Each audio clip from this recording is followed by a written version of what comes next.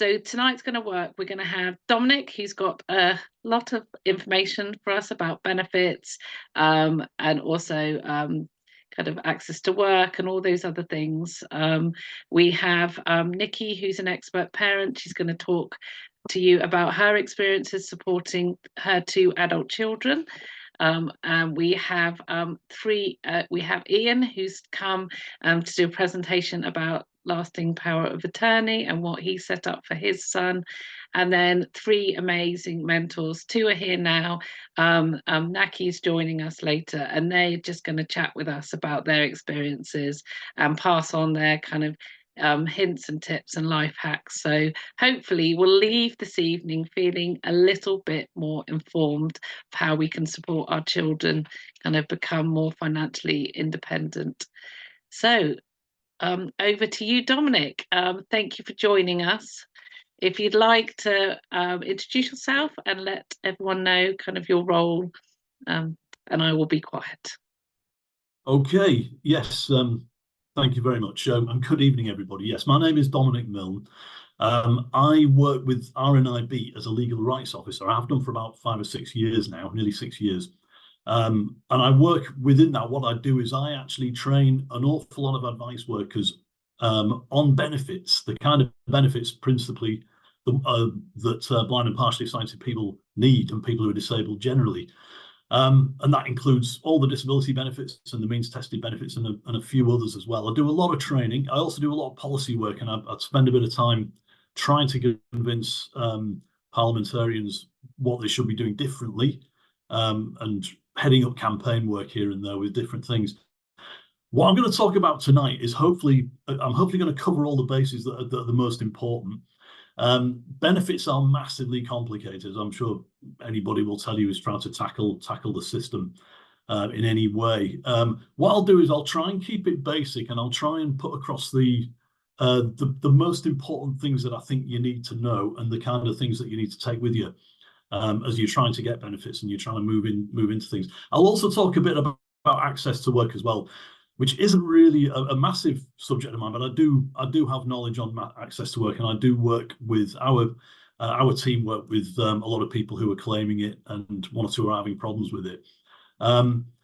First things to say, actually, is an interesting. There are a few stats that I might throw you this evening, but one very interesting one, which has come out of some research that we've done recently. We actually commissioned some research with Loughborough University.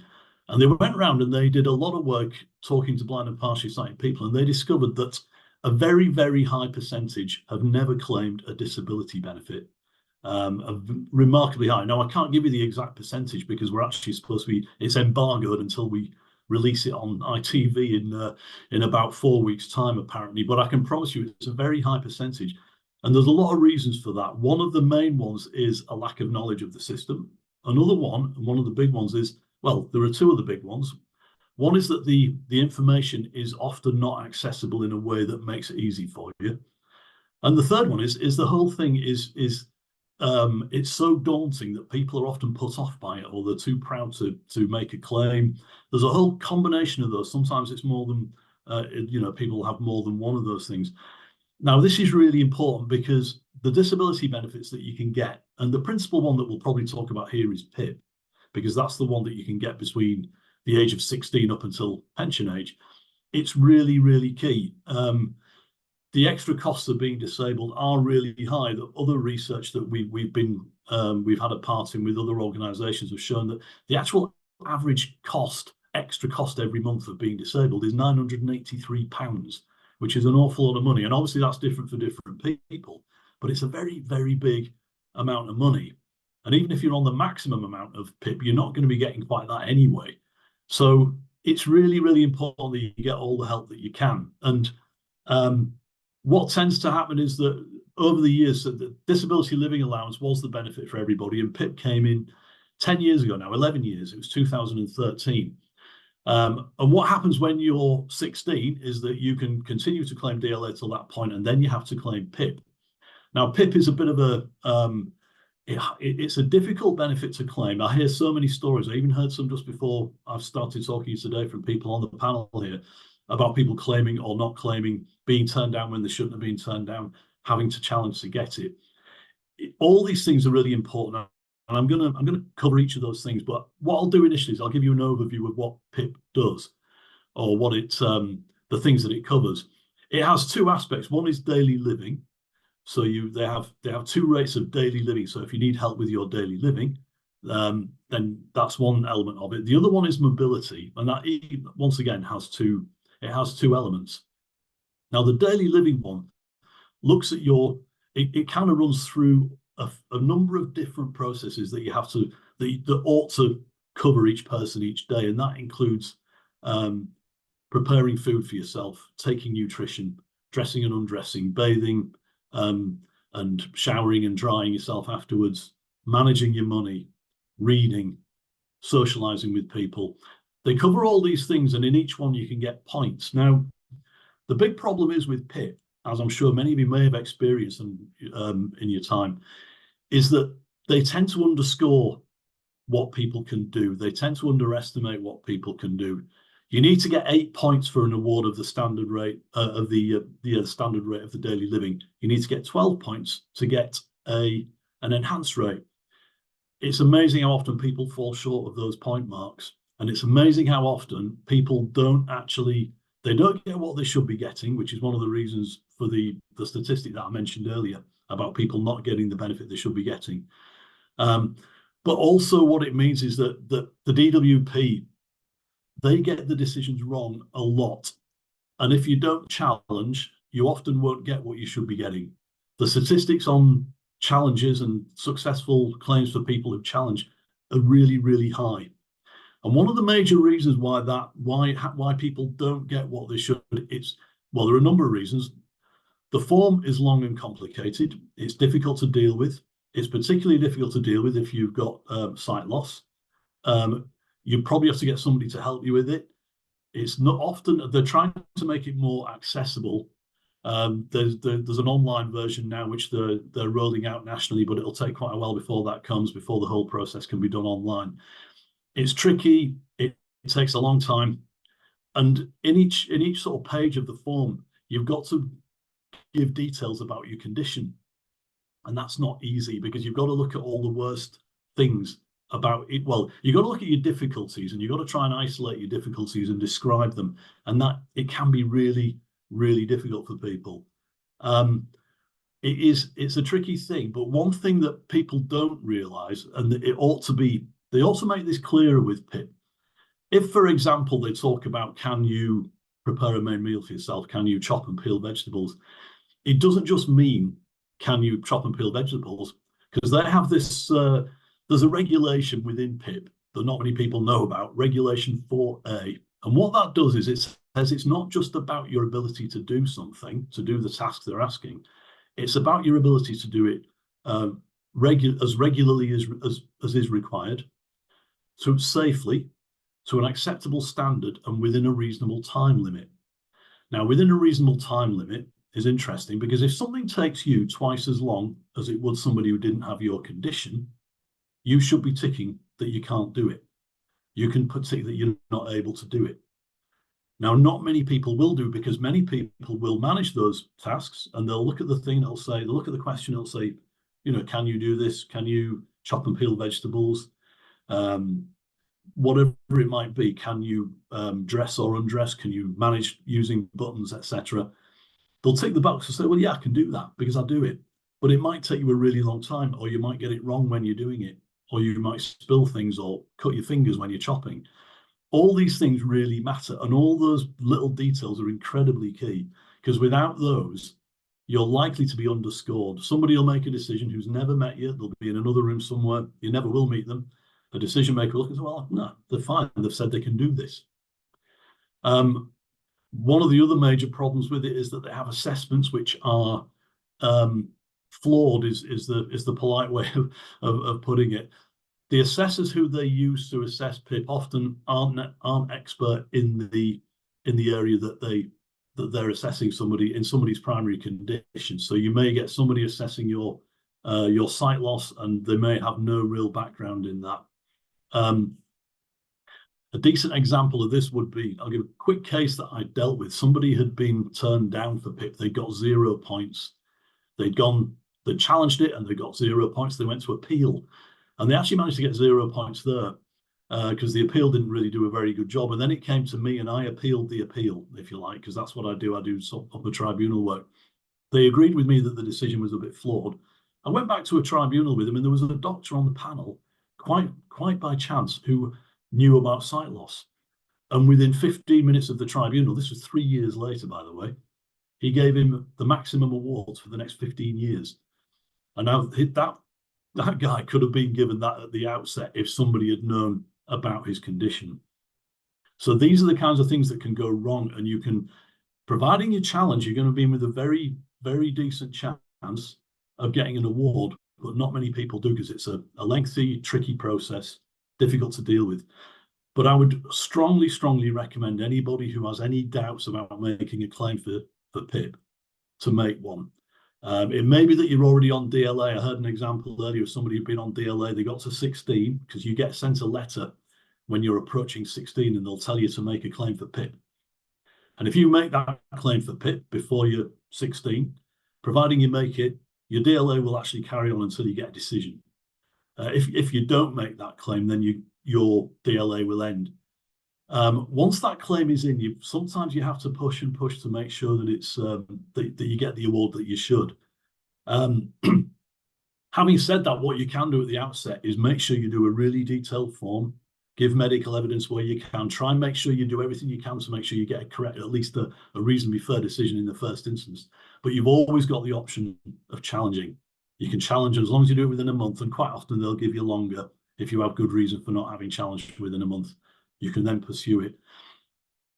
This is probably the first point of the evening when I'm going to plug RNIB Sight Loss Advice Service, who are brilliant at advising on this. On our telephone number, which is 0303 123 9999. I'll repeat that a number of times during the night, don't worry. If you ring that number, you can get somebody who will be able to talk you through the process. They can do a benefit calculation to do with other benefits too. And where necessary, you'll get the help that you need to challenge a decision if it hasn't gone well, because we have a team of welfare benefit advisors. I will come back to them because it is important that we make that very clear tonight. There is help out there. We're not the only source of help. There are many other great places that you can get help from. But the RNIB Sight Loss Advice Service is fantastic for getting this stuff. And one thing they have, and this is something that I will share later, is they have access to fact sheets and what we call toolkits, which they actually give examples of all the kinds of questions you should ask on every page of the PIP form and what you should be asking yourself. They're really useful documents to have, and I'll circulate them afterwards. We've got them for different benefits, but I'll make sure you get the one for PIP, obviously. Somebody mentioned earlier about the fact that actually it's very negative doing a PIP form, and it is. There's no question. You can't get away from that. It's very negative having to write down all the things you can't do. And what I say to anybody, and I implore you to repeat this to people who you're trying to make a claim for, is that that isn't real life. That's just all the worst bits. But this is what they need to see. They need to see all the worst bits, the people who are making the decisions. So it's really important that you do, emphasize that it's not an accurate reflection of somebody's life. It's an accurate reflection, hopefully, of all the difficulties they have. And that is what is really key when it comes to a PIP form. I mentioned about challenging. It's very well worth challenging decisions that don't go well. There are two forms of challenge. There's the initial one where you have what they call a mandatory reconsideration. That's another decision maker from DWP. If they say no, don't be surprised. They very often kind of rubber stamp the original decision. However, if you would go to the next stage, it is independent. And the independent appeals, the statistics with them, they have no axe to grind. They're an independent body who will make a decision.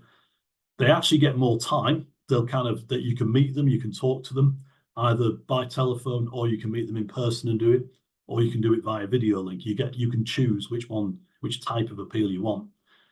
They're really good generally. You get the odd scare story where people haven't had a good time, but I promise you, for the vast majority of them they make a fair, reasonable decision, and they are generally pretty generous, providing you can prove what you're saying. Well, not prove, but providing you can show credibility to your arguments and you've got the evidence to back it up. And it doesn't have to be medical evidence.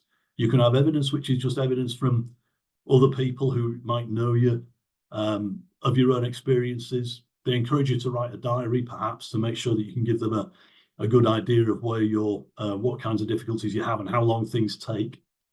But yeah, if nothing else tonight, and there will be, I'll talk about some more things, but if nothing else, please make PIP claims. They are not being claimed enough. They are not being claimed enough by blind and partially sighted people. They're just not. Claims should be made and decisions should be challenged if they're negative. By all means, I'm gonna take some questions later, and maybe we'll have some on PIP. I hope. If you have Dominic, any issues with, yeah. Just to say, there has been one come in. So if you appeal and win, is it then backdated to the date of the original claim if you have to go on to tribunal? And do you represent yourself when challenging, or do you need legal representation? Okay, first things first, yes, it's backdated. Your claim is the date that you ring up to make your original claim, or you can write in and ask for a claim and they'll send you a claim form back. The best way is to ring, because if you ring, then you have to go through what they call the PIP1 process, and that is the date of claim. And no matter what happens after that, if you eventually get awarded it on that claim, it'll be backdated to that day. Secondly, you can represent yourself. You can go yourself to a tribunal. I would recommend, if possible, get somebody to help you. Get a representative. I'll plug us again because RNIB do great representation for claimants. We have a very, very high pass rate. We have a welfare benefit team of about 8 people. They do an awful lot of work. They represent very well, and they have a 96+% success rate. They're very, very good. They're very detailed in what they do in terms of helping people. You don't have to. I mean, there are other places will help. Citizens Advice help. There are welfare rights organisations here, dotted around the UK, who can help, and many of them are extremely good. And I think it's best if you can to get some advice and help. And if you can get a representative, all the better. If you can't, don't be put off. Still do it. Still go for it. At least get what advice you can and go to the appeal. It feels daunting, but it's not. It's worth pointing out that people sometimes talk about going to court. You're not going to court when you go to an appeal. It's an informal hearing. It's literally a big desk with some people on one side and you on the other, and it's a formal chat, usually very relaxed, quite friendly, and they just want to hear what you've got to say. They will listen to everything you've got to say. You're not interrogated. You're just given a chance to talk and tell them what your problems are. They'll ask you some questions. They're not. I would say they're an easy process for people, but they're not adversarial. I promise you, it's what they call a chambers hearing. So you're not in a court. You're literally in a room with a big rectangular desk. You're on one side, and you just have a chat with them, and they go through it, and they see what you've written, and they ask you a few questions to back it up. It is well worth it. They take about 40 minutes usually. It's well worth it to challenge and hopefully get the decision that you should do. Someone has also asked, can you ask for a lifetime award when applying for PIP? I think I know the answer. You can. What they don't tend to do that. They used to give no fixed term awards with DLA, and what they do with PIP at the outset when they introduced it in 2013, they didn't want to do that because they wanted to see if people would get better, or if things were developed, or there were medical procedures that help people to not have so many needs, I guess. So what they did is they've introduced a thing called the Light Touch Award, and it's after 10 years. And if you've got a condition that isn't going to change, they give you a light touch award. And the light touch approach means that you get a letter a few months before it's due to expire. Your award is due to expire, and it more or less asks you, are you still there? Has your condition changed? And providing you reply and respond and say, yeah, nothing's changed, you'll be okay. However, if you don't reply, they'll stop your benefit. So it's sometimes it's a bit of a worry because it's literally only started happening last August. Last August they started sending out light touch awards, and we're still waiting to see how it's worked with people. They sometimes can recommend longer. They can recommend longer. Like I say, the case I dealt with, they said they ought to have it for 15 years. But the DWP would still do a light touch award after 10 years. They send a letter. They don't send the full form out. as they would with another review, because the majority of awards are usually kind of 2 years, 3 years, or 5 years. And what they do is they then send you a renewal form, which isn't as big as the original. It's not as long, but it's still fairly detailed. You've still got to put quite a lot of information in. So no, lifetime as it were don't really exist. There is something called a severe conditions criteria that they're looking at now. They're going to introduce it sometime in the next couple of years. It was in there was a white paper, a government white paper on disability and health. And what they're arguing is that there are certain conditions where it's clearly and obvious that somebody's not going to get better and it's not going to change. And what's the point of having another assessment with them in a few years, because it's not going to be any different. So they're working out still, they're more or less there actually, I think they're working out which conditions they consider. Unfortunately, sight loss on its own isn't enough. You need to have sight loss and hearing loss at a fairly high degree to be on this list of the severe conditions list, where they might not bother you again ever. Vast majority of people, I'm afraid, are still going to get some kind of a review at some point as the years go by. Any other questions on PIP before I? No more have come in. Well, that's good to know. I mean, any more that do come in, please do. What I will do, as I say, the PIP fact sheet that we have in the PIP toolkit, I'll make sure they're available so people can have them and they can browse through them and have a look when they become relevant for them. It could be quite handy. The other major benefit to talk about, I think, will be universal credit. There are other benefits as well, but universal credit is kind of the key means tested benefit. Now, PIP, as I was describing PIP and DLA, they are non-means tested. I should have said this earlier. They're great because you'll get them in addition to anything else in life. That's the good thing about the disability benefits are that they're there to recognise, at least to some extent, the extra costs created by disability. And you can get them whether you're working, whether you're on benefits, whether you're a student, doesn't matter. Whatever else is going on, it doesn't matter. They don't ask you about your other money. It's purely about your condition.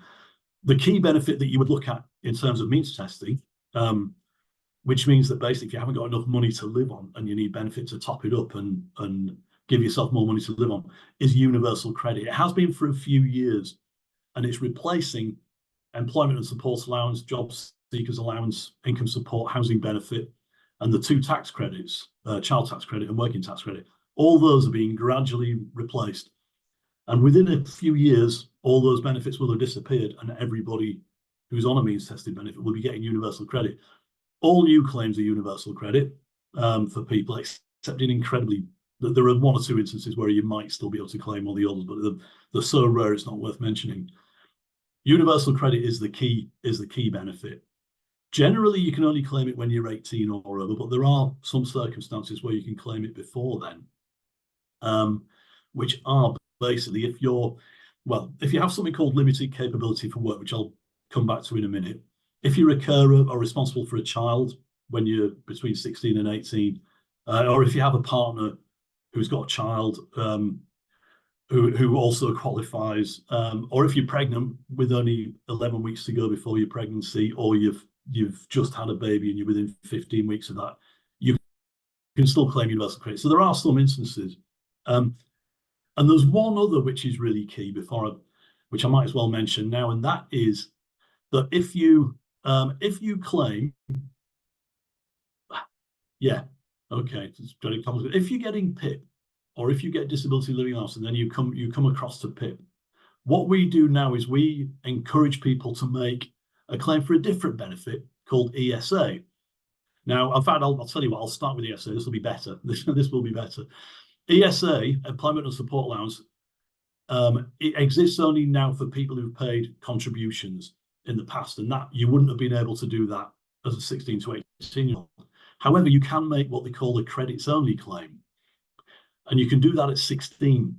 Now, if you do that at 16, you won't get any money, but they will take you through the process and you'll have what they call a work capability assessment. And if you pass that and you get limited capability for work and you get PIP, you will then be able to claim universal credit when you go into education when you're older, which can make quite a difference. Because even though you'll get money for being a student, you'll actually get more money as well, possibly to help you with your rent, with your housing costs and things like this. That's something that I would advise everybody to do if you're thinking of going to university. If you get to 16, you can do it, and it doesn't matter whether your parents are claiming benefits for you or anything like that. It doesn't really matter. You can get this. You can do this thing called making a credits only claim. It can get you a work capability assessment, and it can stand you in good stead if you're going on to do higher education. Now that brings me back to universal credit, because that would be the benefit that you might be able to claim. And if you're not in education, you would claim it as somebody who was not having enough money to live on. Universal credit, it has amounts for individuals, it has amounts for couples, has different rates for under 25s and over 25s. You don't get as much if you're under 25. It has an amount which you can claim for housing costs. It gives you extra money if you are a carer. You can get a carer element. It gives you extra money as well if, when you do the work capability assessment that I mentioned a minute ago, if you tell them that you're not fit enough for work, you will have to give them fit notes from your doctor, and then they will do an assessment. And if you get what they call limited capability for work-related activity, you get quite a lot more money. It's going to be £415 extra per month as of this April the 6th. It doubles the money that you would get, that you do get, in fact, as an individual. And that's really key. And once you're on universal credit, it will top up your income to the degree that they think you should have to live on. If you start working, what they do is they will take 55p in each pound off your universal credit over a certain amount, over the amount that you're eligible for. It gets very complicated, but what I would say is that anybody who is either not working, is working part-time, or even working full-time, you should be getting a calculation done to see if you can get universal credit as well, to some extent, because it will pay a little bit towards, even if you're earning reasonably well, you can sometimes get universal credit, and it will help a bit more to bring you up to a better level of finance. It is complicated, but what I would say is, and it is really key actually, I mentioned before about our helpline and getting a benefit calculation. If you ring the RRB's helpline, and there are other places you can go to as well, they'll arrange an appointment for you on the telephone. They'll run through what you've got coming in, whether it be through work or other income, and they'll be able to tell you whether you can get a universal credit. And it is well worth getting if you can. And if you've got no income, if you're at the point where you're not able to work at this point, it will be the means tested benefit that you can get. You can get it in addition to your PIP or your disability benefit. And it's once again, it's something that an awful lot of people don't claim. I don't know what the statistics are for blind and partially sighted people, but I know that generally something like, I think it's 52% of people aged 25 to pension age never check to see what they can claim in that respect, and they're missing out on a degree of their income that they could be getting. The way to claim universal credit, the default way is to do it online. Not everybody can do that, of course. And for a long time, they wouldn't let anybody do it any other way. Very frustrating. After a lot of pressure from the likes of ourselves and a lot of other organisations, you can now make a universal credit claim on the phone, and somebody will manage it for you at that end. Once you've made it on the phone, you're kind of stuck with doing it on the phone. It's not that interchangeable with them being self-servicing on it. But there are those two different ways that you can make a claim for universal credit. And Citizens Advice have a help to claim system as well. They've been funded for another 2 years. They've been doing it for a few years now. They would help you make your claim if you needed to make a claim. It's a useful benefit. It's been controversial. In terms of the way it's being administered, but it's beginning to settle down a bit more now. They rushed it out a bit a few years ago, and it wasn't really ready, so they've had problems, but they are beginning to get their act together with it now. The work capability assessment, that's going to be really key, I think, for pretty much anybody here, whether or not you're going to work and whether or not you intend to work. You can still go through that process. You can you can get fit notes from your doctors to say that actually technically you're not fit for work at the moment. You can do the work capability assessment. You can be assessed as not needing or having to look for work at all. You would get an extra amount of money that would become part of your universal credit claim, and then you can get a job. And yes, they would assess your income and take some of it away from the universal credit, but they wouldn't take it all away. They take it 55p in the pound, so it kind of tapers, so you can wind up with more money. Very important. It's the same with PIP and with universal credit. People don't tend to know about them, or they're not sure about them. The way they're administered, you get paid monthly with universal credit. The other benefits that it's replacing they were always paid weekly or every fortnight. So it's worked out in monthly cycles. It's a really key benefit, and one that people have to be aware of. Are there any questions on? Well, just to say as well, a fact sheet is coming your way that explains universal credit and how it works, with the numbers to ring on depending on which part of the UK you're in, to make a claim. Have we got any questions on universal credit at the moment? There was someone who was their son was claiming universal credit, but please do use the hands up function, or come on camera if you would like to ask a question.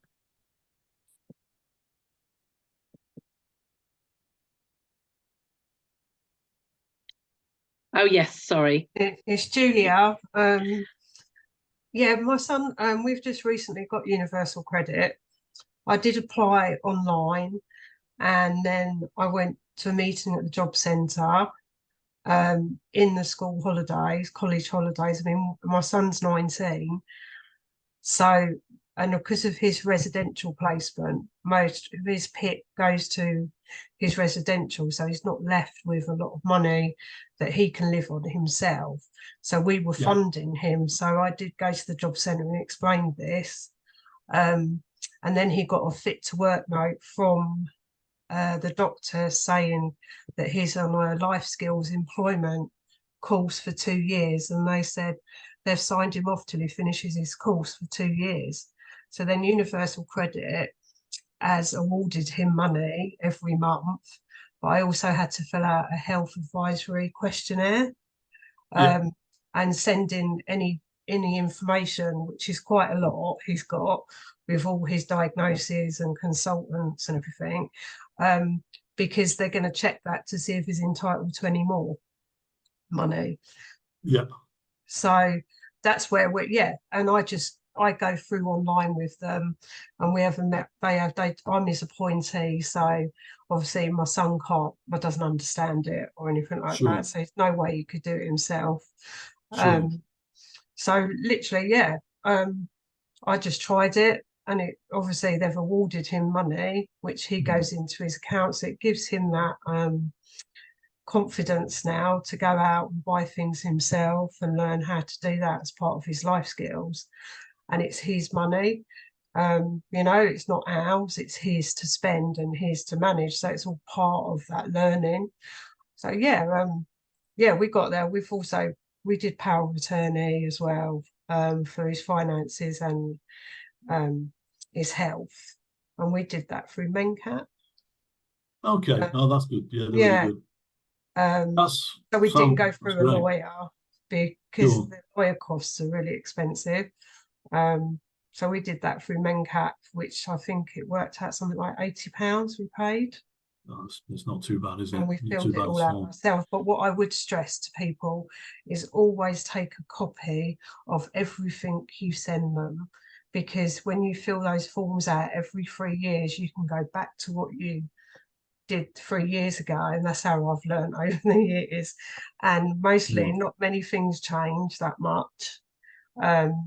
So it's just it just helps you to fill out the forms. It helps me anyway. So has he got the limited capability for work-related activity element, the extra element that you should get? Has he got that yet, or is that still? No, he hasn't got that yet. Hasn't got it yet. Okay, no. It sounds like I think he probably will. I think it's a bit of a generalisation. I think so. If somebody is requiring an appointee, then they ought to be passing the test. But you're absolutely right about giving them all the information. It's very, very useful. It requires a lot of patience, doesn't it? Yeah, the process definitely. is a slow one. They gave me a little envelope to send it all back in. It's got about 100 It's a tiny, I gave them all the EHCP. I gave them the lot. I thought, yeah, they're not going to read it. I know they're not. There's so much information. But I thought, do you know what? You're going to get everything on his condition and what he can do and what he can't do.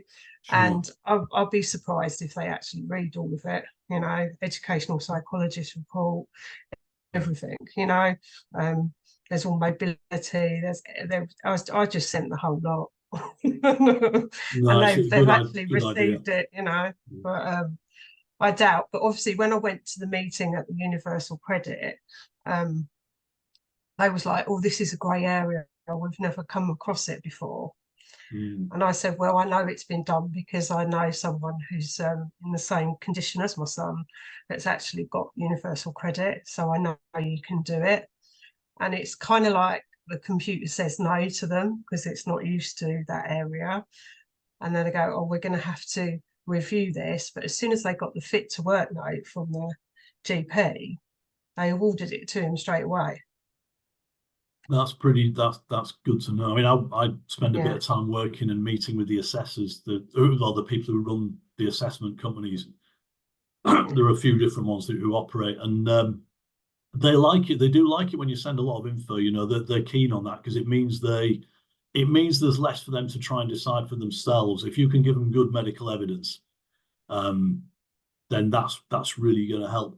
It's a good point though about the job centre, and this is something that you've raised the point, which is well worth making with universal credit, is that everybody at the beginning of a universal credit claim, no matter who you are, has what they call conditionality. And conditionality is where they want you to look for some work, and depending on your condition, on the severity of your condition, they might want you to look for less work, but you'll still have to look for some. And when you get that limited capability for work-related activity done, then you don't have that anymore. They don't expect you to look for work. You can look for work though. There's nothing to stop you. And if anything, you might have seen with the budget and with certain things, the noises you get out of Parliament quite often in the news and stuff, they're very keen to get more people back to work. Okay. Now, what we've been trying to convince the government about, with some degree of success, because I gave evidence the other day in Parliament to a panel about this, about what they've got to do is help employers to employ people. They shouldn't be nastier to people's benefits and saying, get off your benefit and look for work. They need to make it more possible. And with universal credit, everybody has this thing called conditionality, but you do get it removed. If you're a carer and you're on universal credit, you won't have to look for work because you're a carer, that's your job. If you can't look for work because of your condition, fine, they won't make you look for work. There are some grey areas in between though, where they say, oh, okay, you're a bit ill, but we still think, or you've got a bit of a condition, but you're still going to have to look for some work. And that can be a tricky one because sometimes the job coaches who you meet in the job centres aren't that clever at dealing with people who are disabled, and they might not be quite clued up enough on the kind of difficulties you might have. But if you have that issue, they have now, and they're introducing more of these, what they call disability employment advisors, who should have much more knowledge about these things. And you can ask for them to step in into if you're having problems with a job coach, you can ask for a review. It's not an official review, but it's not an official appeal or anything. But they will be able to look again at what you can do and what you can't do. But the best thing to do, if you can get the fit notes from your doctor, that makes life easier straight away. And then if you can get the work capability assessment, get that done, hopefully get as much information as you can. That will make life a lot easier, and it will give you more money to be going on with whilst you're looking for work and moving on. So that's really good points. Thank you for that. Talking of looking for work, this is quite a good way just to slip into this thing called access to work, which is another really key thing. Now, this is what it says. It's a government scheme which is designed to help people get back into work who have a disability. I'll just run through it. It's a very important one to know about because it can be quite generous. There are one or two issues with it, but it's well worth knowing about. If you have you can apply for access to work if you have a disability or health condition, It provides practical support to start and stay in work or become self-employed. It's a grant which runs up to quite a high amount, or it can run up to nearly 66,000 over 3 years that you can get to help you start work and keep work. It doesn't include standard equipment for work, but it does include extra things that you might need. The extra things in relation to your disability that you might need in order to be able to work. It doesn't cover the reasonable adjustments that your employer should be covering anyway. And that's another issue which I might just mention in a minute as well, actually. And it doesn't cover repairs and maintenance. But it is a really useful thing to know about. Access to work, it's been running for a while. It's not running as efficiently as it should do. And I work quite closely with our policy team and employment team, and we complain about it quite a lot because they do. You can make an application and sometimes it doesn't come through quickly enough to get the work going for you. It should be dealt with fairly quickly. You should get it within 6 weeks of making it. I beg your pardon, it's 12 weeks. Within 12 weeks of your applying, if you've got a job lined up and you say, right, I need these things to make work possible, it should happen within 12 weeks. There have been some delays with it due to the numbers of people doing it, but it's really, really important that you do make a claim if you've got the possibility of getting a job and you need help to get the job. Now, the government are very big. I mentioned the white paper on health and disability earlier. They are very keen to get people who are disabled into work, which is fine, providing you do it in a positive way, which is providing appropriately tailored support for people and giving them assistance where necessary. And one of the things they will be doing is they will be improving access to work. They're throwing a bit more money at it now. They want to make sure it works for people who are disabled trying to get a job or moving into work. So that it should be a real positive. And I would say to anybody, do please sort of look into that or contact RNIB. Once again, we've got information on it that we can circulate. It might be that you've got a job lined up or you're going to start a job soon. If you've been in a job for more than about 6 weeks, they'll still consider your application, but they might not give you as much because they consider then that the sharing of the costs would become more normal because you're already in the job. It can help employers to be more keen to take on people who have a disability and they might need some extra equipment to make that job possible for them. We have quite a lot of people at RNIB here who have the extra help in order to make sure they can do the work. That's it is an important one, access to work. It's important to be aware of it, important to source good information on it, and wherever possible, make use of it. I have talked for quite a long time now, I've realised. What's probably, I didn't mean to, I promise. What I'm happy to do though is I can take questions now anymore. I'm also happy to take any questions via email. So if you want to, Jane, if you want to sort of like facilitate that, that's absolutely fine. And I will forward the information that I mentioned so it can be circulated to everybody. Brilliant, thank you. There was a question earlier, but was answered by Ian about kind of that transition between DLA and PIP and how it works. But it kind of, basically the Department of Work and Pensions definitely contact you and then they follow it up. So yeah, you don't apply for, if your child is having DLA, then the DWP will approach you and kind of do the transition for you. Dominic, I think because we need to hear from the other people with the lived experience, I think for now, if that's okay, we'll move on. But are you happy to stay, or do you need to go now? Just so no, I'll stick around for a while. I'll stick around for a while. Perfect. Thank you very much. Thank you for your time and your expertise. Someone did ask for your helpline. I put it in chat, but can I definitely check? Is it 0303 123 9999? Is that the? That's the one. Yeah, and we'll send that information out to everyone afterwards as well, along with your email address. Thank you. Sure, great stuff. Thank you, Nikki. So I'm sure Nikki is our parent, our expert parent. She is part of the well, I know the parent support group steering group. So she's had and supports what we do with the parent support group, and she has two children that she supported with their finances and benefits. So I asked her if she would come and share with you some of her kind of knowledge and hacks really about how she manages, how she supports, because it's tricky trying to balance that, giving them their independence, but also kind of, you know, being able to support them manage money, because it's, like I said, it's something I'm still trying to do well. So yeah, over to you, Nikki. I'm very quickly going to say I do have two children who are both adults, who are both had DLA and have had to move to PIP. I've also gone through the PIP process myself, so have personal experience of that.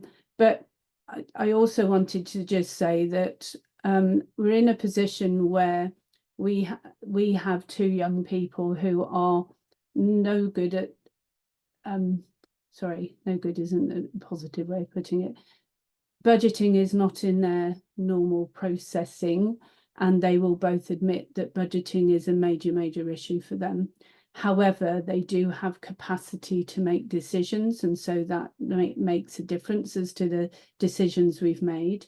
We have one who is on the autistic spectrum, other disabilities, some CVI, who doesn't like accepting help, and that's part of his condition, and that makes one set of decisions. And then we have our daughter who has very complex needs, also has capacity but not sometimes the capability to do the managing, but actually is happy to ask for help and accept help. So we've got two very different journeys that we've had to go on, almost, because they're 21 and 20 at the same time. But what I would say is that each individual is so very different, and of course there's no one thing will fit all. Obviously Dominic's gone through what is out there, but the route you take to supporting your own young person is obviously going to depend on your relationship with them and their capabilities. There will be some who need to have powers of attorney put in place, or deputyship if they don't agree to the power of attorney and all of those when they're an adult, and all of those things, which I think that you're going to hear about later anyway with Ian. Talk to your young person and find out what they feel they can manage, so that they feel that they're part of the process. Give them choices if they're able to make those choices, support those choices. But what we've tended to do is have contingency plans ready, so that, you know, we know sometimes we've made them feel that they feel that they're choosing, and that they have a route back to having the help if they need it, and it's their choice to come back to you, rather than feeling that push hard to, because the danger is you will get pushing against you, and you could have them say, well, okay, I don't want your help, and then you've got to just sit back and, you know, let them get on with it. And sometimes I would argue that they need to struggle a bit to admit they need more help, particularly with our autistic son. And, you know, we're getting there. Takes a lot of patience, takes a lot of careful conversations. And then the other one is happy for all the help they can get. So, you know, very different situations. Talking about finances, there is the PIP, there's universal credit, but we have had both of ours have come under the transition team. So although it was actually as it came out of the paediatrician to the transition team, who are health and social care, we have been allocated direct payments, which some of you may come across, because we actually had that for our daughter before she left school. But that's another set of finances. And in theory, you can take on the person who has the direct payments can employ their own personal assistant, which is what our council local authority prefer to do. But they then become an employer. We've managed to get it because I'm an appointee, and with written permission from our daughter that I do all of the finances, because that's all the payroll and all of the paperwork, because they haven't yet managed to provide paperwork in a size that she can see. So we are managing it that way, but she manages what she does with the hours, and what hours she does, and where she goes, and what she does with that. So she has control of her direct payments, but we shore that up. Our eldest found living in the family home as an adult with all of us as adults too difficult with his autism, and things got to the point that we were in a position we had to support him to leave home. The council waiting list here is so long, it wasn't going to happen unless we made him homeless. Not prepared to do that for any reason that, and so they said he wasn't a priority. So we found a flat, and with an annex, we knew the family, the landlords, and he's only 15 minutes away. He has floating housing support. And although we were advised on the website that that would be much more, it's only once every 2 weeks, but it's really helpful for him to get independent advice and feel that that makes him grow. So he gets financial support from someone else as well as from us. But we're on 24/7 call from him, and we can go and help him there. Both of ours actually, once they left education, went on to universal credits.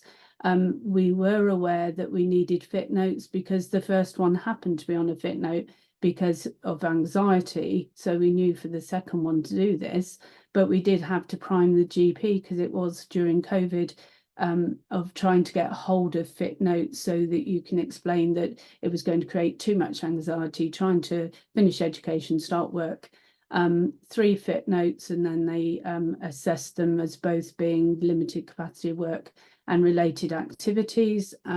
As Dominic has just explained, that is the better place to be, because you get a lot more money, but it does impact on with our son. He actually gets a higher allowance for housing because he's on PIP than if he wasn't on PIP. And so it does have an impact, having the PIP and not having the PIP. And also they are actually allowed to work. But as Dominic explained, it is quite complicated, but you'll have the information at the time. At the moment, up to from this last 12 months, Kieran could earn up to £379. Anything over that, they took 55 pence of every £1 that he owned off his housing. It is complicated to try and support your young person to manage their finances when it is so complicated to even know what they're actually getting. So as I say, it is complicated, but what we did is we concentrated on the amount we knew he definitely had, and then anything else was a bonus above that amount, and that was the easier way. They both went on to PIP from DLA at 16 years old.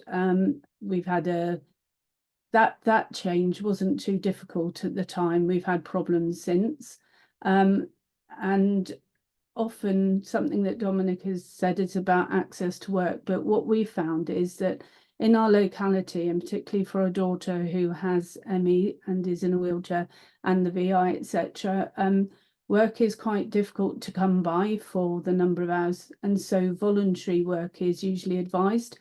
But we live on a small holding in a rural area in Wales, and travel expensive assistive technology is supplied by Access to Work, but that does not kick in for unpaid voluntary work. So just be aware that that comes out of their finances. So, they'll need to budget for that.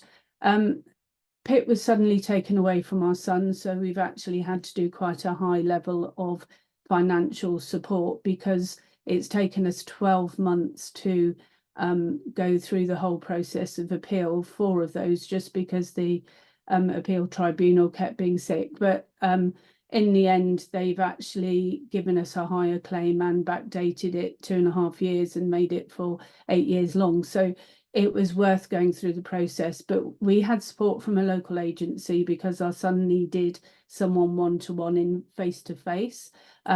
But obviously, like Dominic said, there are a lot of agencies out there that can give you support with that. If you're an appointee with DLA, you get the money paid by you, but you do need to show how you're paying for your young person. So we, from an earlier stage, kept a very clear record of that and started giving sort of smaller allowances at that point when they were younger.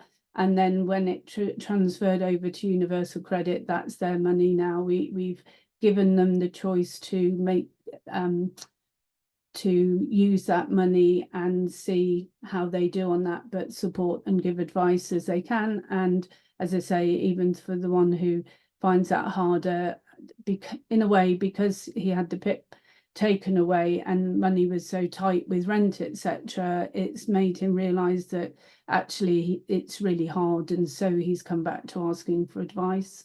When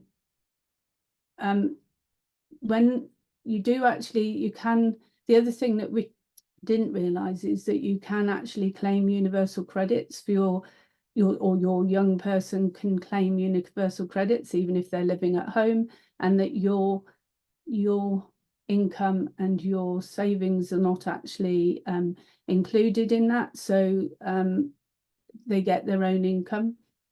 So don't worry that you're sort of thinking, well, they won't get it because we're earning. It's still worth applying for the universal credits. My understanding, though, although Dominic will be able to clarify that, is that if you get universal credits when they're younger and still in education, you might lose the child tax credits and thing goes into their universal credits. Is that right? That's right, Nick. It is, yes. I mean, basically what happens is if you claim in your own right, then you're a claimant. If your parents are claiming for you, and that might be child benefit, universal credit, an amount of money, whatever it might be, you're what they call a qualifying young person. So if you can absolutely, you can claim in your own right. But if you are claiming in your own right, then yes, they can't claim for you and you claim for yourself. So yeah, you're one or the other. Yeah. I mean, ours were after the age of after education anyway, but as I say, I just thought I'd better throw that in because if you suddenly find that you're not got any of the money, it might be a bit surprised. Life hacks: don't panic.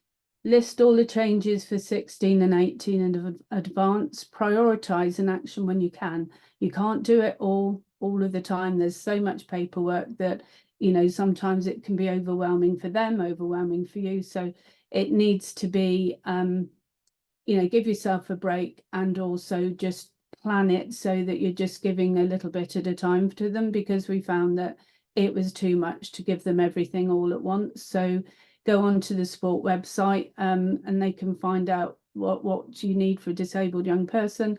There's the VI charities. There's also Contact and Scope have some good financial information, and and where to get direct support. But do just be aware that if you live in Wales, Northern Ireland and Scotland, some of the things are the same and some of them are different depending on what the devolved countries have control of. So just be aware too, because I looked on one and it actually gave the choice of the 4 countries, so make sure you click on the right one to get your advice. If you need to get your appointee sorted, look into it in good time. We've had a health situation with my husband, and he was my son's appointee. And because we didn't know when the PIP appeal was going to be, we ended up not being able to swap over to me being the appointee, which my son wanted, because of the time, because my husband would have had to stop it while I then apply, and then they have to have someone come out and see me, and there was a delay in that process, so we would have ended up with no appointee. So we left an appointee in place and had to ask the tribunal if, because of his ill health, that I could stand in. We were very lucky they allowed us, but just be aware with the tribunal, the appointee can speak, but you as a parent, if you're not an appointee, can only speak if the court agrees to it on the day. Or that was the advice we were told by the outside agency. research in good time if you need to do a lasting power of attorney or application for court of protection to become a deputy if you don't have their permission, or if the young person is unable to give their permission. If they're deemed to officially have capacity and they refuse to do a lasting power of attorney, you may need to give them space to make the mistake, even if knowing that they may be going to do that, but be there with advice and direct support when you need it. My experience is that for ours, but this is only because of where ours are, is that actually by giving this space, it has allowed them to grow, but also allowed them to come back and ask for help. So now they're more likely to accept that help than previously. Financial support for going to further education college is different than higher education college. We found the agencies for us, it was EMA for further education rather than the disability one for university. You can ask for help from the CAB or other agencies if there's any difficulty that you've got. In our area, we were advised one who was particularly good with people with autism, because my son has the autism.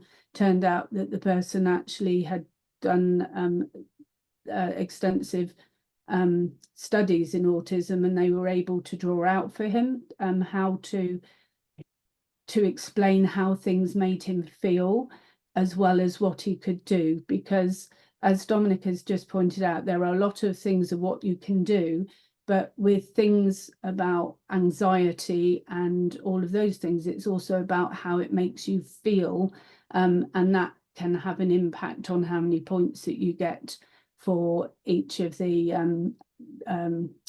things that you're asked about. Nikki, can I give you 1 more minute to do, to do a life hack and maybe a top tip? Is that okay? Yeah. I'm just going to say blended level of support depends on the area they feel that they need the most support. We've not needed to go to the appointee, and what I do is they don't want to deal with any of it, but I deal with it. I make the phone call, I get them sitting next to me, I get through all of those horrible numbers you've got to go, ask for who we need, explain what we're going to be asking for, pass the phone over.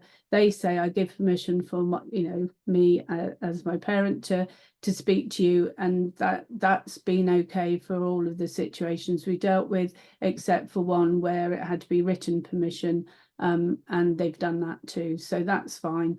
Top tips: just find your information, discuss it clearly, and there's different ways of dealing with it to suit your own individual situation, but be prepared to also be prepared to change, because your young person will get more experience, and as they get older and they mature, things will change. So we've found that what happened at 18, 19 is not the same even at 20, 21. So it is a it continues to change as they get older. Thank you, Nikki. Such useful information, and we will have a document with your kind of thoughts and advice to share with people afterwards. Really appreciate you talking about that. It's a kind of thing that you've negotiated, and you've recently experienced that kind of appeal to the DWP and winning it, which is brilliant after kind of a long time. So, and your son has got a good backdated award to support his living, which is brilliant. Thank you so much. Really appreciate that. So now we come to Ian. So Nikki has been an appointee for her 2 children. Now Ian and his wife Sarah have different situation with their child. So Ian, do you want to do your presentation for us? Thank you. Absolutely. Hello everybody. I'm just going to share my screen. I'm going to buck the trend and actually have my PowerPoint ready. Right, so hopefully everyone can see that. I'm waiting for Jane to wave at me if there's anything going horribly wrong. Let's assume everything is fine. Okay, so firstly, I need to point out I am, regardless of what Jane just said, I am a complete lay person. So I'm not a solicitor. I'm not here to give legal advice. But as you did mention, I am someone who's gone through the process. I have an understanding of LPAs, and I'm going to talk about my experience of it. Partly because I've done one, I've gone through the process, I know how it works a little bit. Also need to point out, I'm not a public speaker, and I've only put these slides together today, so I apologise in advance. Right. Okay, so this is Lucas when he was little, when he was big. Always good to get a gratuitous, cute baby photo in wherever possible. So Lucas is 21. Is born with various conditions. He's got, well, his brain's a bit wonky basically. So he's got optic nerve hyperplasia, retinal aplasia in his right eye. He can't produce his own hormones. He had a heart condition, so he had heart surgery at 5 months. And as he got older, it's become clear that he's got some learning difficulties and he's autistic. So whilst he's not defined by his conditions, these are all things which absolutely do affect him on a day-to-day basis. So when he was under 18, as you'd expect, parental responsibility, Sarah and I would help him with things, so with banking and hospital appointments and logistics and all of those sorts of things. And as a parent, it feels a bit like a precipice at 18. So not only do you kind of transition into adult services, but you've also got the issues of simple things like going into the bank. Well, he's a legal adult now. He needs to do it. Now, these are all things that he's struggled with. So because in the eyes of law, he is the adult, it's up to him as responsibility.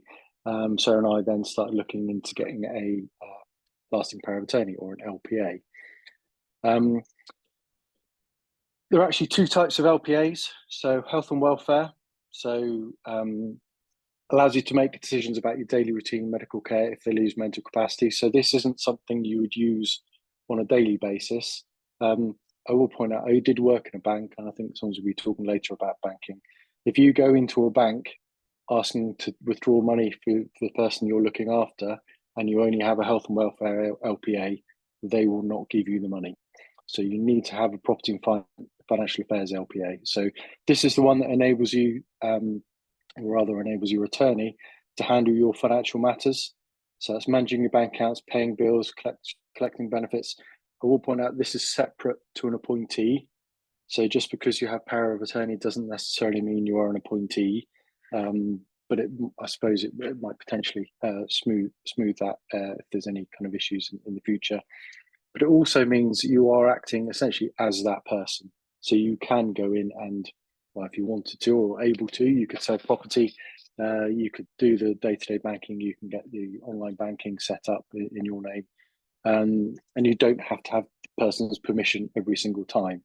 So I suppose this goes back to what Nikki was saying about it depends on the child, it depends on what their needs are, it depends on how confident and comfortable they are with these sorts of things. So if you have a child which is, well, just able to crack on with it and do what we all did at 18 and kind of learn the hard way sometimes, or learn it with some assistance from parents, then fine, you don't need this. But someone like Lucas does need that additional help and does need some help with these sorts of things. So this is why we decided to get the power of attorney set up. We were quite lucky because when we started looking into this, a local disability charity actually was offering to help people with it. So we actually used them to get the Lucas's one set up. Although subsequently, and I will allude on to this in a moment, you can do it yourself if you want to. It's not as difficult as you might expect. There is an important point though. So the person has to have mental capacity. So the mental capacity to, as the donor, so the donor is the person who gives the power to the attorney.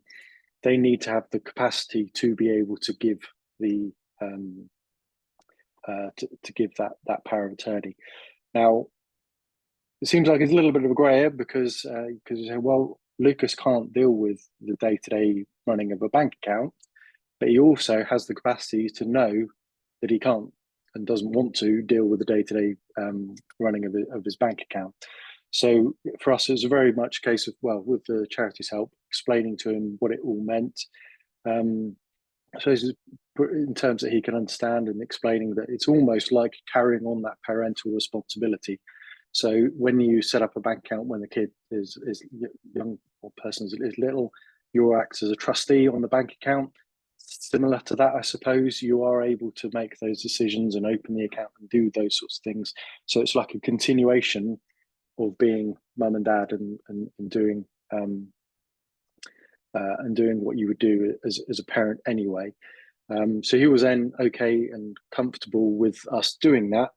And then as part of the process, you need to get someone to sign a declaration. This is for anybody. This isn't just a young person. This is anybody. Someone has to sign a declaration to say that you have mental capacity and you are entering into this. You know them personally. There are some rules around it. So it's something like, I've known them for at least 2 years in a personal, professional capacity, and you can't be related to the person. Pretty obvious kind of things, but that is part of the process. So that's something to bear in mind. So for Lucas, it was one of the family friends who's known him since he was born, has been part of his life to various extents over the years. Knows Lucas, knows okay, he does have those limitations, but also knows Lucas does have that capacity to understand that he wants to, that he's able to give that power to somebody else, to somebody that he trusts. So in terms of the process, we had all the paperwork ready when he was 17, ready to go. And as soon as he was 18, because you have to be 18, as the slides say, you must be 18 to do it. So literally, well, within a couple of days of his 18th birthday, we got all the forms signed and we sent it all off, and it takes bloody ages. So we are talking weeks, if not months, to get this sorted out. I think it was about 4 or 5, it was during COVID, but I think it was about 4 or 5 months before we actually got it sorted out. So don't expect it to be okay, well, I've signed the forms, I've got a power of attorney. It has to get sent off to Office of the Public Guardianship, and they have to approve it, and they need to go through the process, just make sure that everything is in order, and get that registered. Now, cost-wise, so as I said, we chanced upon a local charity that did it for us.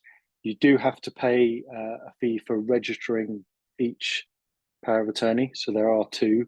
So I think it's £82. So £164 for both of them.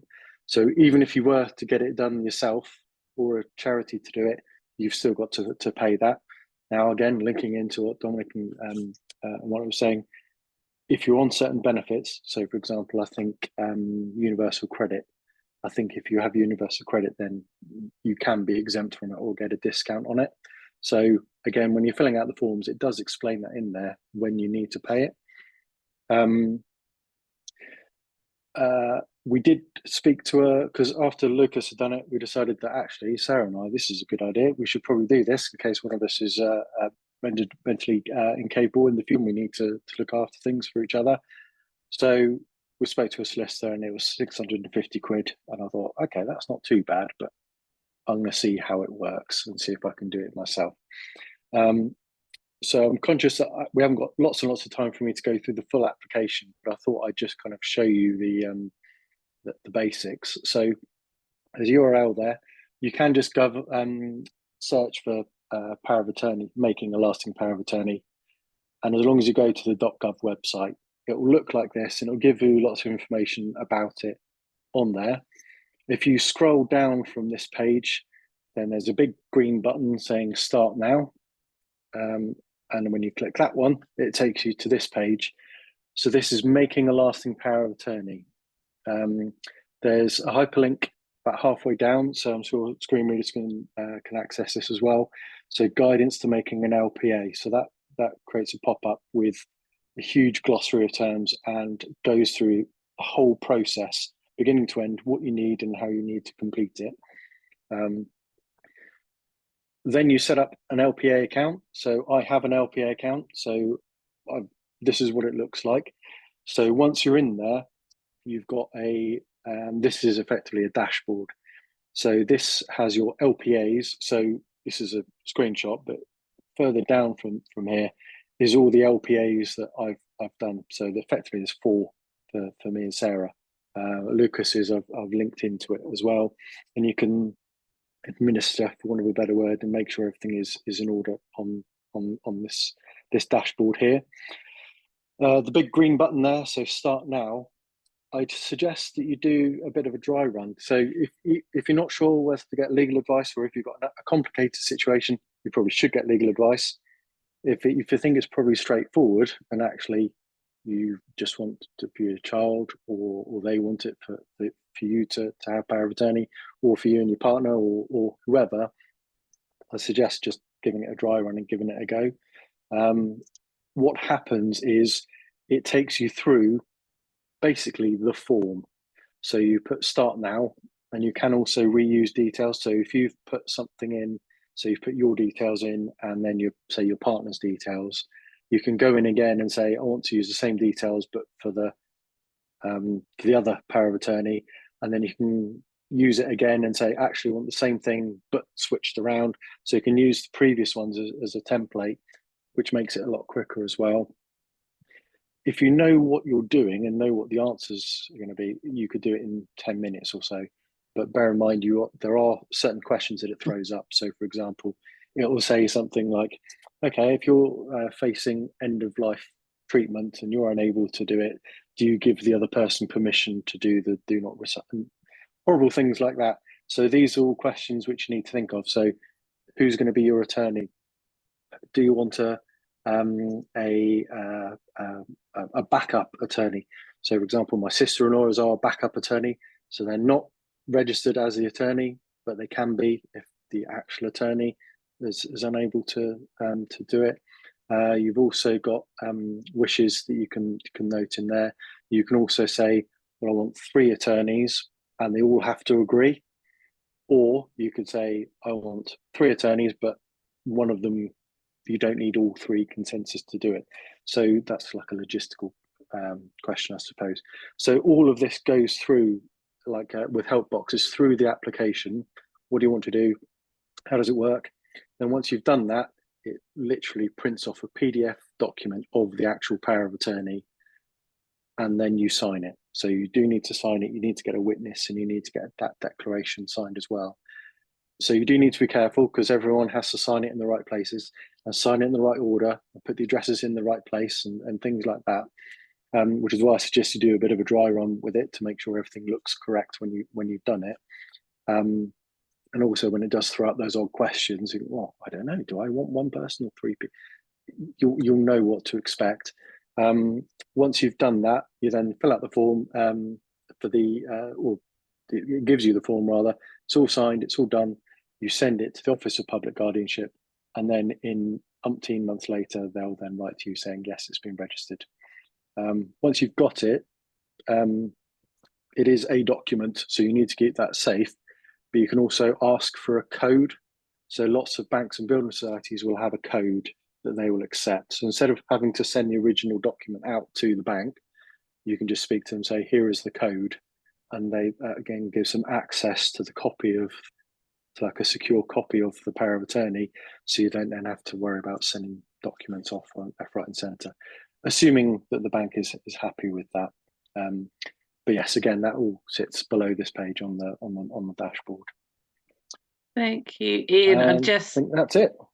oh, That's brilliant. I was going to say we need to, yeah, but that's wonderful. Thank you so much. Really good to get your insight. Yeah, fabulous. So we will have this to share for people afterwards. It's that kind of making decisions, like Ian said, and there must be links to kind of websites as well about, you know, lasting power of attorney, why you get it, and that the whole thing that you discussed. So thank you very much, Ian. Now we have Naki has arrived, our mentor. So he, as I said right at the beginning, Naki, welcome. Hello. Good evening. So we have just had Ian talking about lasting power of I was attorney. listening to that. Fabulous yeah, presentation. yeah. So you have worked, or you do work at a bank, and you have been involved from the banking point of view. Have you got anything else you want to add to what Ian said from the I bank's think point of view? Ian covered it really well, and one of the main challenges we found was the time as well. I think it was taking about 18 to 20 weeks for an LPA to be registered. Just a few other things, maybe, if I can. I think Ian kind of alluded to that anyways, but just to be doubly and triply clear, when you do get the document and once it's registered with the Office of the Public Guardian and they approve it, you have to go to each bank, that has that bank account that you want to basically get authority for and make sure it's registered with every bank and building society. So just doing it with one won't suffice. You must do it with all of them. The other thing is when you look at the spectrum of sort of authorities that you can get, there's obviously appointeeships, which I think was briefly touched upon, and power of attorney. There's also a court of protection, which is in cases of incapacity. But that can be a much harder process, and as a deputy, then you have to submit attestations to the courts every year, blah, blah, blah, which can be really complex. So if you can get an LPA whilst the person, which is the donor, has mental capacity, that's the ideal scenario, because you can continue with the LPA even when they lose mental capacity. You won't have to go down the court of protection route, which can be an absolute nightmare to deal with. So while the person does have mental capacity, that's the most ideal sort of situation to go in, because once that person loses capacity and then you want to get some authority over them, then you'll have to go down the court of protection route or the appointeeship route. Brilliant. Thank you. Thank you. So now we have Naki, Chloe, and Charlotte. So Naki, I think we're just going to have a chat between us. Like, I'm going to ask the questions. Yeah. So these guys are three of our amazing mentors. They all expressed an interest in coming to talk to you guys about their lived experience of benefits, but managing their finances and how they do it, and the things that they use. So I've asked some questions to think about in advance. So we welcome Chloe. Hi, Chloe. Hi. So Chloe is a Children and Family Support Officer at the Sheffield Royal Society for the Blind, as well as being one of our wonderful mentors. And we have Naki, you've just met, and Charlotte. Charlotte, will you just say hello to everyone? We waited patiently till the end of the meeting. I'm gonna ask you to unmute. Hopefully you're just finding the unmute button, Charlotte. Well, while you do, I will carry on anyway. So can I ask Chloe and Naki, so in terms of managing your kind of finances and benefits, what do you use? What are the things that you do to help you kind of keep control and day to day of your finances? Chloe first. Okay. So I use mobile banking. I will admit I'm not a VoiceOver user, but I have tried it and I think it does work quite successfully. I use Starling, and that is like an all online bank. They do have like you can ring, like, if you do need support, but it is an all online bank. They don't have like branches. But I find it helpful because they have the ability to set up like spaces. So I have like a savings space and I also have a bills space.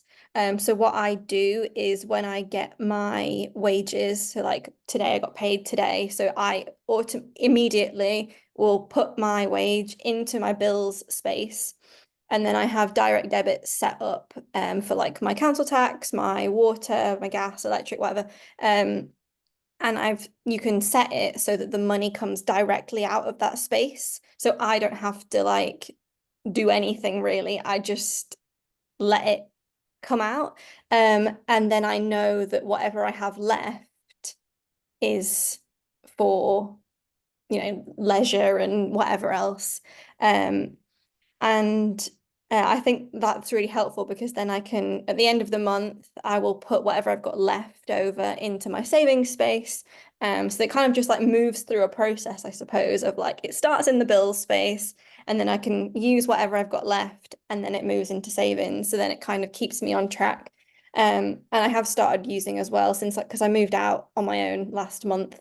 So I have since started using like a budgeting spreadsheet. So again, I'll like put all of that information into a spreadsheet so that I can see what I'm spending money on, I suppose.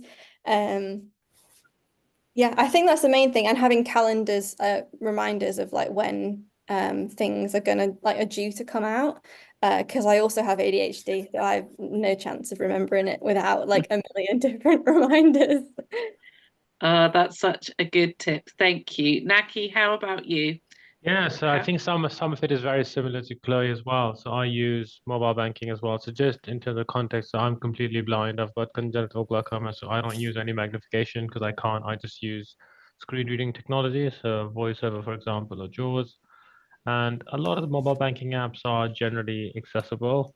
I think there can be some challenges, but on the whole, I tend to be okay with looking at sort of transactions, etc. I'm probably not as organized as I should be in terms of actual budgeting, but in terms of a ballpark, I tend to look at my salary is coming in, what are my outgoings like, how much do I need in my current account, how much can I put away in terms of my everyday savings account, in the sense that easy access compared to something that can be locked away for a bit longer, because easy access ones tend to have let's say lower interest rates compared to some of the others which have higher ones where you can lock your money in for a longer period of time. So I think it's about being aware of what's out there, not being complacent with sort of whoever you bank with, because banks can be not the best when it comes to transferring across, interest rate benefits that might happen when the interest rate for the Bank of England goes up, for example, to kind of shop around. So I tend to have savings accounts with 3 different providers, even if it's just a little bit of money. It's not about how much you have. I think it's just about segmenting your money depending on what you need immediately compared to what you might not need for a long time. And generally, it's good practice to have about 6 months worth of savings in terms of what you need for your regular expenditure. Fairly handy, and the rest you can kind of put away. There are also a lot of options where you can visit branches for those banks that still have them, or speak to them over the phone. So for certain things which I find more complicated, I might prefer to speak to someone rather than do it over the app. So I think it's probably a combination of a few of those things, but I would say 80 to 90% of my banking I do over mobile banking. Brilliant. Thank you. And Charlotte, I can see that you have unmuted. Welcome and thank you. I'm sorry. That's okay. So can you let us know how you manage your kind of banking and kind of day to Yeah, day? again, mine's on mobile banking. I bank with NatWest. When I first got a bank account, it wasn't the days of like you actually had to go into the banks and set up the banks, but I think now you'd probably have to do a lot of it online, because I think that probably it's more online. I have a visual impairment, which means that I have tunnel vision, so I use a VoiceOver on my phone that reads to me out what's on the screen, so I can then use the mobile app just like you would any other way. Brilliant, thank you. And can I ask you all, what benefits do you have at the moment, and how easy have you found it to kind of get your benefits? Charlotte, I can ask you first. So currently I have PIP and universal credits. I used to be on last September I moved from Kent to Essex because I wanted to be closer to family, and I had to, because I was going to be moving different locations, they said I then had to apply for universal credits instead of having ESA and housing benefit. It was quite straightforward. It was easier to do it on the phone. PIP again, I had to actually ring and ask for an application, because when I was 17 and I finally was able to take over my own benefit, it was still actually DLA then for adults and children. And I kept getting letters from DLA saying that I was still getting DLA allowance, and for some reason their law had changed that I wasn't able to get the high rate mobility. So I thought, oh, I'll just try and apply for PIP and see what I get, and I'm better off on PIP than I was on DLA. So That's good. And was it quite straightforward for you getting it? it was I found it quite not stressful, but like it was Dominic said earlier, it can be a bit daunting because you have to put your worst scenario. It made me feel a bit down about myself, because it made me realize all the things I couldn't do at that time. Yeah, I think that's one of the hardest parts about this. Chloe, how did you find it? Yeah, I originally was on DLA as a child, but then when it got to that transition period, someone advised my mum that I probably wouldn't get it, because apparently my disability wasn't bad enough or whatever. And that kind of made me have quite a negative viewpoint of the benefits system, and the negative connotations that you see in the media. I thought, oh, I'll not get it. There's no point in trying. But when I got diagnosed with ADHD when I was at uni, I thought, well, now there's two things, so I'll give it another shot. And I had no idea what I was doing, to be honest with you. I did it all myself, without any support, and for some miracle managed to get it. It took quite a while, but I think that was just because it was during COVID. It was 2021, so I think it probably took a lot longer than it should have. And I think when I go to apply for it again next December, I think my award is up. Like, I'll know a lot more because of working in the industry now. Like, I look back at it now and I think, how on earth did I manage it? But yeah, I surprisingly did get it and found it quite straightforward. Like, I knew it would be a difficult process in terms of having to admit all of those things that you struggle with, but I think the biggest thing, I think Dominic might have mentioned this earlier, is that like how difficult it is and how safe you can do things and how long it takes you. I think that's a big thing that isn't thought about really, because I thought, oh, I'm so independent, like I can do all of these things. But I think if I applied for it again now, like when my award is up, like there'll be so many more things that I'll put down, because it is the reliability and the safety and the time that it takes me to do things. Yeah, brilliant. And Julie, the parent, was like, yeah, make sure you document it all. And I think that's such a good tip. Yeah, So definitely. it's just transferring it then, isn't it? You don't have to emotionally think about it so much. You've kind of just written it down once. Thank you. And Naki, what about you? What benefits do you have? So I've just got PIP, and I think I've had that for just over a year now. So I came to the UK to do my master's, and when you're not a resident of the UK, you can't actually get any benefits other than stuff like Freedom Pass and stuff, which is not really a benefit. So it was only after I got my residency here that I was able to apply, and I think from memory it was a fairly straightforward process. It wasn't too complex. I think there was an online form that I filled out. My biggest bugbear is always when they make you sign paper forms. So obviously that's something I already struggle with, and I lived on my own for a good 8 years, so it was quite hard to do anyways. But from memory, I think it was largely all online that I was able to do with my screen reader, and then it was followed up by a telephone assessment, quite a detailed one where they ask you all sorts of very intrusive questions. And after that, I think I got a letter maybe a month or so after to say that it had been approved.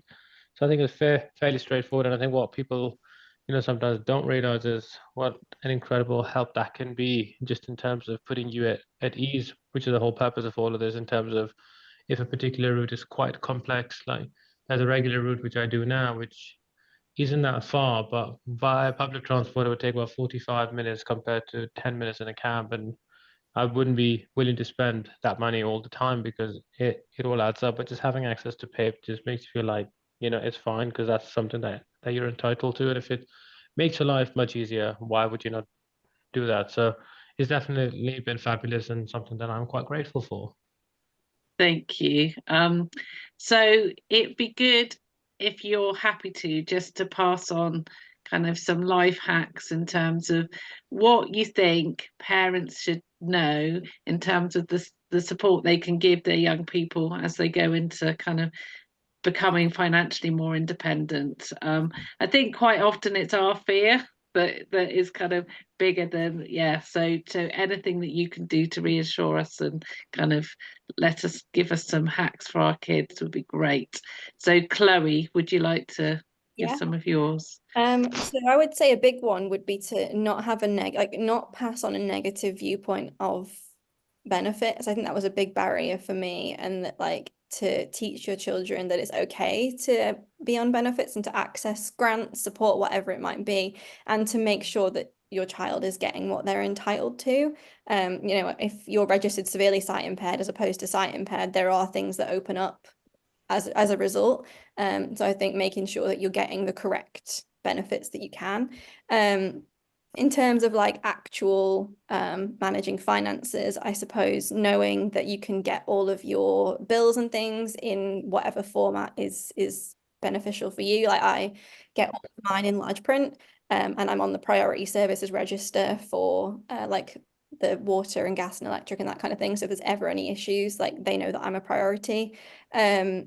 Knowing that all coins and money have tactile differences to help you manage your own coins, and that certain banks offer different bank cards. So Barclays, you can customize the color and things of your card, so you could get a card that's really bright colors, or I think NatWest and RBS have ones that have tactile, they can have braille and stuff on them. So again, that'll help you identify your bank card. Brilliant, thank you. Charlotte. So firstly, always ensure. Oh, we've lost you. Oh, I can still hear. We can't.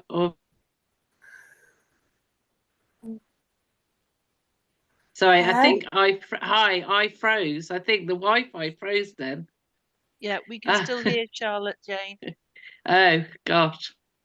Charlotte, did Joe, do you want to help me then?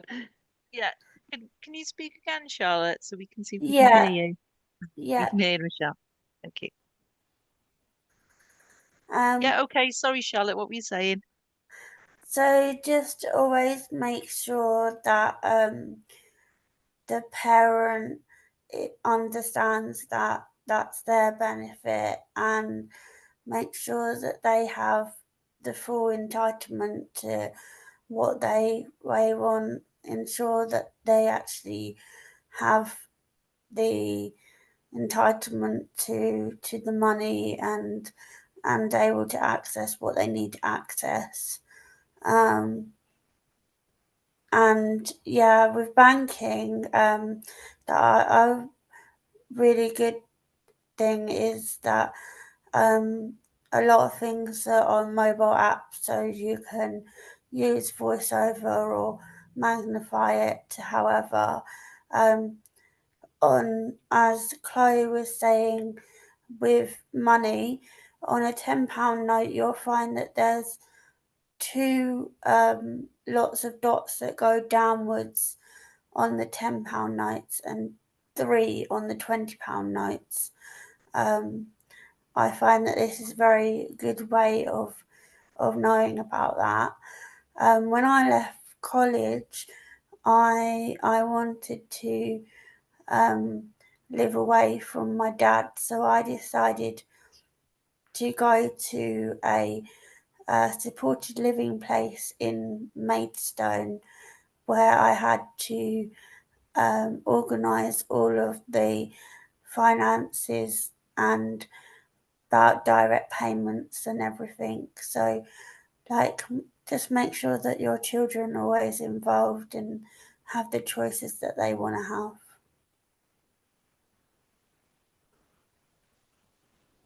Sorry, I'd muted myself. Yeah, that's really brilliant. So Charlotte, when that happened, did you feel kind of able to do the things you needed to find that supported living, to find the money to pay for it? Is it just, is it being manageable for you? Yeah, it was quite daunting to start with because I had to ring up social services and get a social worker that I didn't have a social worker, and they were trying to tell me that I could live in a home by the sea and look out to the sea every day, and I'm like, I don't really want to do that at 23. So I then went to the supported living house in Maidstone, and basically, as someone was saying earlier about direct payments, the local council will put on a certain amount of money that is able to be paid for a support worker or a private PA, and then you're able to use this card to then pay for that support worker or private PA. Brilliant. So you're not only have you found the living you want to, you're employing people as well, which is about your independence, I guess. Yeah. I don't have private PAs at the moment, but I do have different agencies that come and support me. So that's brilliant. Thank you. So Naki, give us some of your life hacks as someone who is in the industry as well. Well, so I think Chloe and Charlotte have done a brilliant job talking about most of them that I had on my list as well. I think just maybe a few others around. Maybe first one around the mental barriers. Sometimes parents are, overly cautious and don't want their kids to take responsibility because they're scared they'll get things wrong, and they probably will. But I think it's really important to empower them, help them to be independent, make them part of that decision-making process from early on so they can understand what the implications are, realize the value of money, but don't, shy away from giving them that independence and that empowerment. It's super, super, super important. And hopefully they won't go away and do anything crazy. They might make small mistakes, but hopefully they will learn from that. The other 2 points around which I see a lot in the financial services industry, very sadly, is around fraud and scams. And it's just become a huge thing. And everyone is really vulnerable to falling victim to frauds and scams. So just be really mindful of that. It's not just for parents, it's not just for the young people, but for everyone. Just to make sure that you're aware of different social engineering techniques that people use. So as a very small example, a bank will never, ever, ever ask you for your PIN or your password or anything like that. So if anyone does call you asking for that, it should automatically be a red flag. There's loads of other things like that as well. So just read up a little bit more about it so you can better protect yourself, because it can be quite sad if you fall victim to that. And for fraud, sometimes banks will reimburse you, which they should, but for scams, it's much harder. And then the final thing around the vulnerability side, or making sure that you know your rights. If you aren't getting the support that you'd like from your bank, or the young person isn't getting that support, make sure you stand up, make sure you complain, you write, because all banks and all institutions are obligated to ensure that they account for vulnerability, to put you either on a priority list, to send you information in the right format, to kind of bump you up the queue when you call, etc., etc. But if you don't obviously let them know that you or the young person has certain needs, then they won't really be able to do anything about it.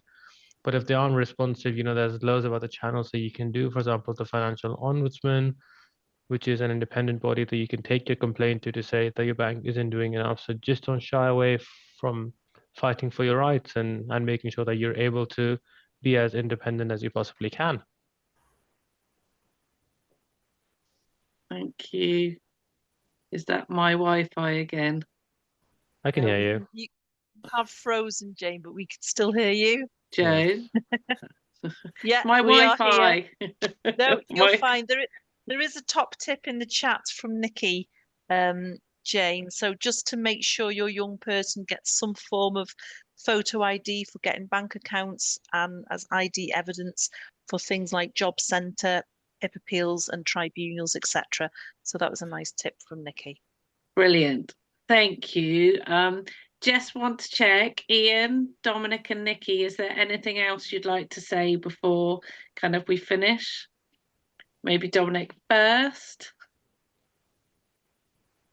Hi, I don't think there is actually. I've been listening, fascinated. There's some brilliant stuff has been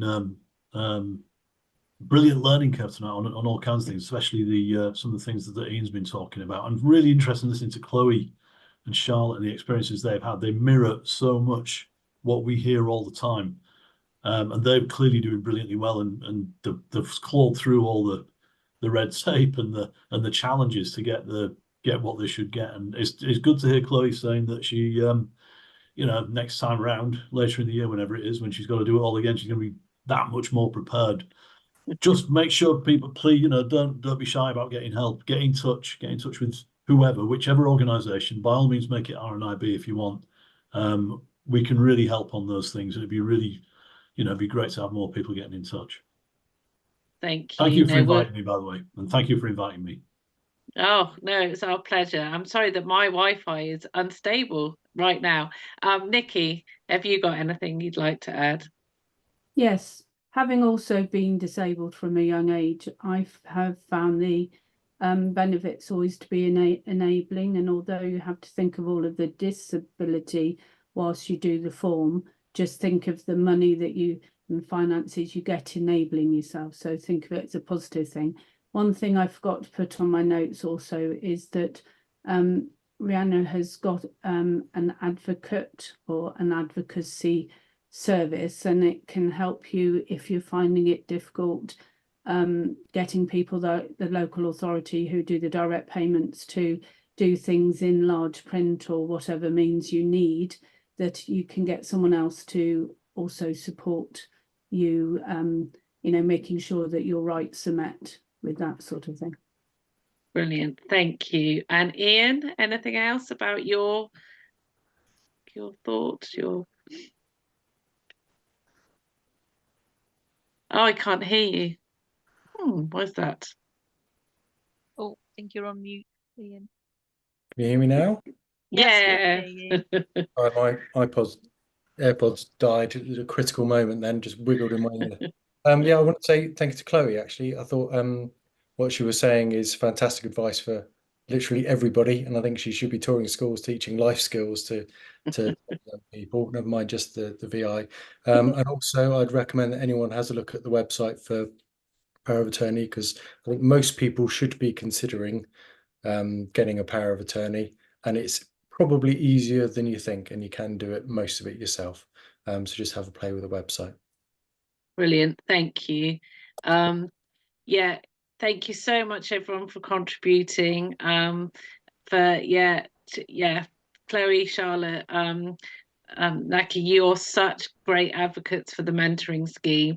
Our mentors give other young people, VI young people, kind of that hope and advice, and also come along to, you know, support parents and let parents know that there is kind of hope and that there's battles for our kids, but actually that things will be okay.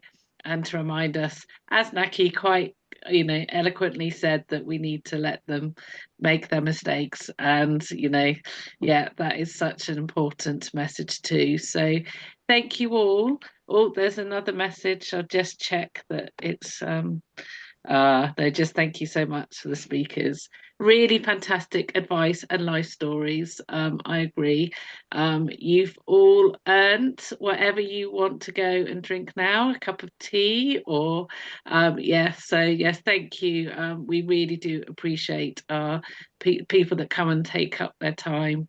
Dominic, it was a pleasure to have you. We will share your your number and the email address and the leaflets about all the stuff that you've talked to us about. We can go to Citizen Advice, we can go to Scope, but as we know, the RNIB are the go-to for kind of VI kind of matters in terms of benefits. So yeah, and you've got the expertise, haven't you? Yep. Yeah. Thank you all. I shall Thank you send you very much. resource. I'll send you the resources afterwards, and have a very good evening.